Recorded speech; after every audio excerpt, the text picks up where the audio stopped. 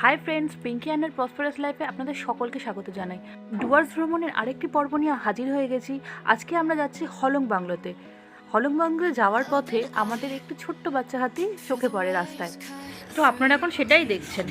আমরা এখন চলে যাব হলং বাংলোতে। হলং বাংলোটি হচ্ছে জলদাপাড়া অভয়ারণ্যের ভিতরে।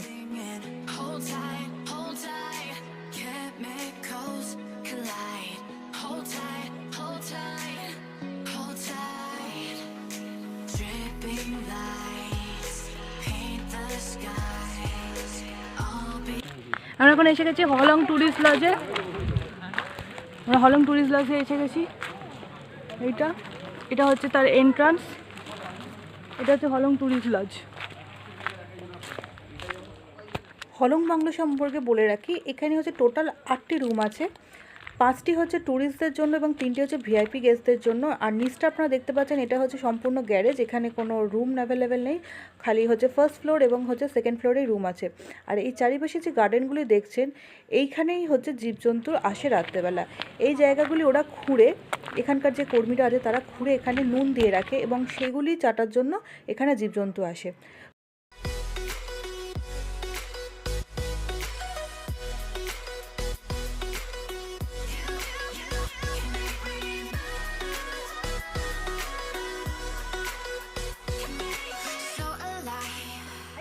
কি সুন্দর নদীর জল, ছোট্ট ছোট্ট সব মাছ চলে ভেসে ভেসে যাচ্ছে।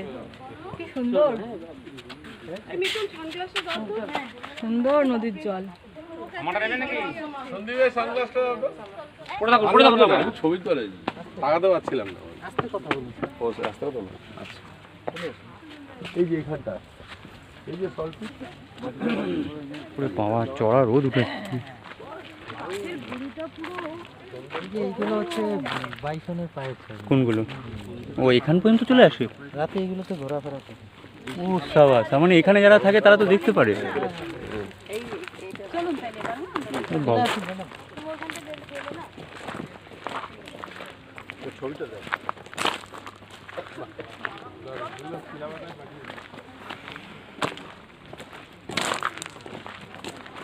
কয়েকদিন আগে গন্ডারের পায়ের ছবি।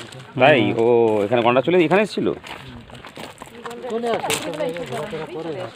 এখানে গন্ডা চলেছিল, এই জন্যই তো এটাই থাকতে চাই। এখানে যারা থাকেন তারা রাতে নিচে নামার পারমিশন, রাতের বেলা কেউ নামতে পারবে না। বন্ধুরা, আপনারা যদি হলং বাংলোতে থাকেন তবে কিছু জিনিস মাথায় রাখবেন। এখানে টিভি দেওয়া হয়নি রুমগুলিতে। তার মূলত কারণ হচ্ছে আপনারা জঙ্গলে এসেছেন বন্য প্রাণীদের মাঝখানে থাকার জন্য।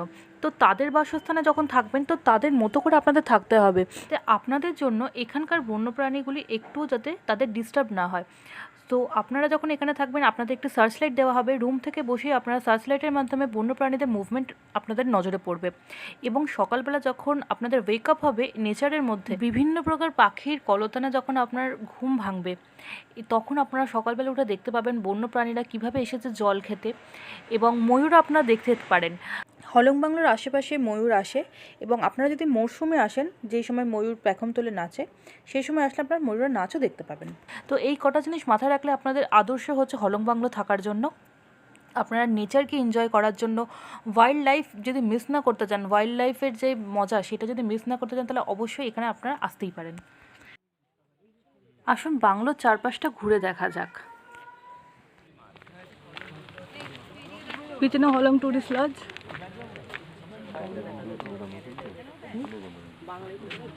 খুব সুন্দর একটি গার্ডেন, খুব সুন্দর একটি গার্ডেন।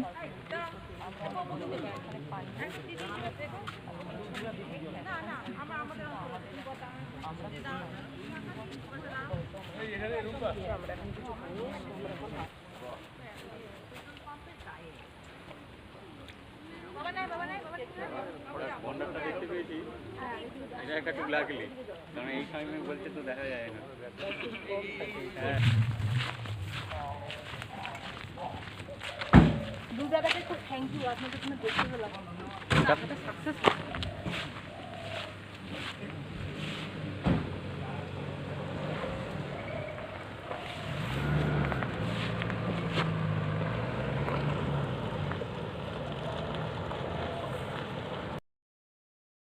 আমি হাইলি রেকমেন্ড করব আপনারা অবশ্যই করবেন হাতি সাফারিটি।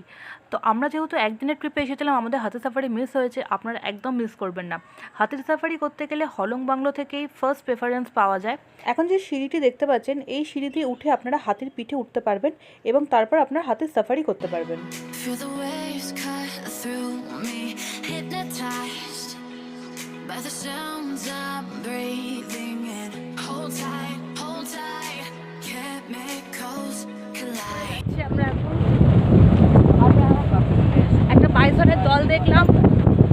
আমরা একটা বাইসনের দল দেখলাম, আর রাইনোসরাস গন্ডার সেটা দেখলাম।